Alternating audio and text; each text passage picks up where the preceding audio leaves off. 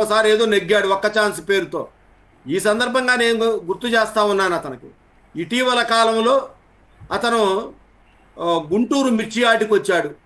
ఏదో మిర్చి రైతులకి ధర పడిపోయింది, నేను పరిశీలిస్తానని చెప్పి వచ్చాడు. మిర్చి రైతులు పరిశీలిస్తే ఏందండి అక్కడ ఉన్నది ఏం దొరికింది ఏంటి అక్కడ? అతను వచ్చింది ఎవరో తెలుసా? ఇతనితో రైతులు ఒక్కళ్ళు లేరు, మొత్తం రౌడీలు.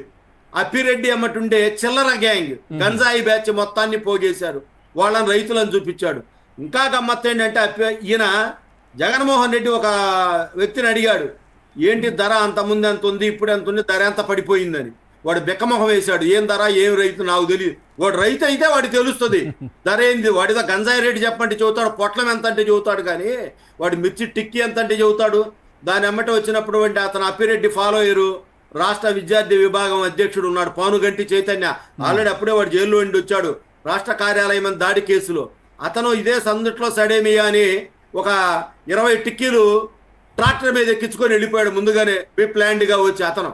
తను అట్లానే వినుకొండ వెళ్ళాడు ఈ మధ్య కాలంలో జగన్మోహన్ రెడ్డి ప్రెస్ మీట్ పెట్టి మాట్లాడుతూ ఉంటే ఒక విలేకరి ప్రశ్నేయంగానే, ఆగవయ్యా, నువ్వు మధ్యలో డిస్టర్బ్ చేస్తే నా ఫ్లో పోతా ఉంది, నాకు గుర్తుండదు, ఏంటి ఇప్పుడు నేనేం మాట్లాడుతున్నాను రాంబాబు అని చెప్పి పక్కన ఉన్నటువంటి బ్రహ్మనాయుడు, మర్చిపోయా, రాంబాబు ఇటు పక్కన ఉన్నాడు, బొల్లా బ్రహ్మనాయుడు అడిగాడు.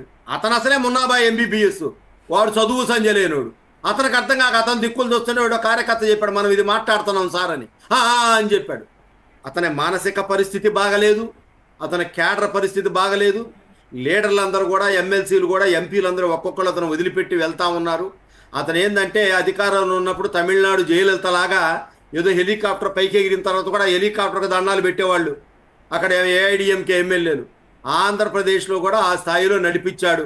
అక్కడ ఇద్దరునో ముగ్గురునో జవహర్ రెడ్డి. పార్టీ పరిస్థితి ఏంటి అంటే ఇప్పుడు పార్టీ ఏదో ఖాళీ అయ్యే ఛాన్సెస్ ఉన్నాయని చెప్పి ఆయన వెళ్ళిపోతున్నారా, రావట్లేదా ఏంటి అసలు? ఎందుకంటే మనం రాజ్యసభలో చూస్తే కూడా వివేకానంద రెడ్డి కావచ్చు, ఆ తర్వాత బీద మస్తాన్ రావు, ఆ తర్వాత మోపిదేవి, వాళ్ళ ముగ్గురు వెళ్ళిపోయారు. మండల్లో కూడా ఖాళీ అయిపోయారు. 5గురు అయితే ప్రస్తుతం వెళ్ళిపోయారు సార్. మరి రాజశేఖర్ వచ్చేసాడు, వచ్చారు. ఇంకో 8 మంది ఉన్నారు. వాళ్ళంతా వాళ్ళే రాజకీయంగా ఆ పార్టీకి భవిష్యత్తు లేదు.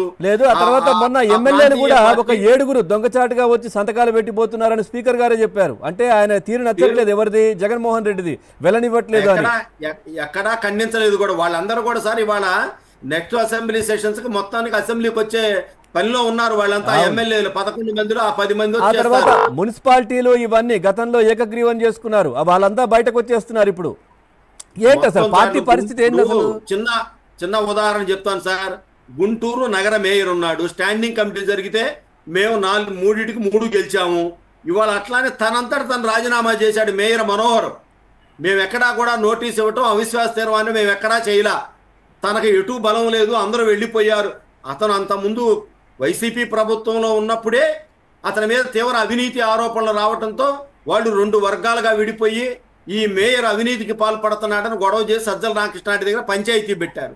ఆ తర్వాత ఇవాళ తనంతట తానే ఎన్నికలకు ముందే వైసీపీ కార్పొరేటర్లందరూ మేము బేషరతుగా మద్దతు ఇస్తామని టీడీపీలో జాయిన్ అయ్యారు. అధికారం వచ్చిన తర్వాత కొంతమంది వచ్చారు. ఇంకా అనవసరం అనుకుని అవిశ్వాస తీర్మానం దాకా కూడా పోకుండా తన తప్పు తెలుసుకొని తనంతా తనే రాజీనామా చేశాడు. మన రాష్ట్రంలో ఉన్న అన్ని ఎంపీపీ పదవులకు కూడా వాళ్ళందరూ కూడా ఎవరు స్వచ్ఛందంగా రాజీనామా చేస్తా ఉన్నారు. ఈ మరి రాజశేఖర్ గారు కూడా స్వచ్ఛందంగా తన ఎమ్మెల్సీ పదవికి, పార్టీ సభ్యత్వానికి రాజీనామా చేశాడు. త్వరలో అంతరించబోయే ప్రాంతీయ పార్టీల్లో వైకాపా కూడా చేరబోతా ఉంది అని వాళ్ళందరి కార్యకర్తలకు కూడా తెలుసు. నాయకుడు అనేవాడు దమ్ముగా పోరాడాలండి. 10 వచ్చినాయా 11 వచ్చినాయి అని కాదు. అప్పుడు గతంలో చంద్రబాబు నాయుడు గారికి మొన్న పోయిన సంవత్సరం 22 వచ్చినాయి, 23 వస్తే చెప్పాడు, నేను ఒక 5 లాగానంటే నీ ప్రతిపక్ష హోదా పోద్దని అంకెలతో సహా రెచ్చిపోయి ఊగిపోయాడు అసెంబ్లీలో. ఆ తర్వాత ఏందయ్యా అంటే అంకెలతో సంబంధం లేదు, ఓట్లు పర్సెంటేజ్తో నాకు ప్రతిపక్ష హోదా ఇస్తే వస్తాను లేతే రానన్నాడు. అతను చేసిన అవినీతి, అతను చేసినటువంటి చంద్రబాబు నాయుడు గారిని, ఇంకా మా అచ్చెన్నాయుడు గారిని ఏ విధంగా బాడీ షేమింగ్ చేస్తా, ఏ విధంగా బూతులు మాట్లాడాడు, అవన్నీ వస్తాయని భయపడ్డాడు. ఈ పార్టీ ఉండదు, ఈ పార్టీ వాళ్ళకు కూడా తెలుసు, జగన్మోహన్ రెడ్డికి కూడా తెలుసు. కాకపోతే కేసుల కోసం పార్టీని నడిపిస్తా ఉన్నాడు. విల్సన్ గారు కూడా ఉన్నారు బీజేపీ పార్టీ నుంచి. సార్ నమస్తే.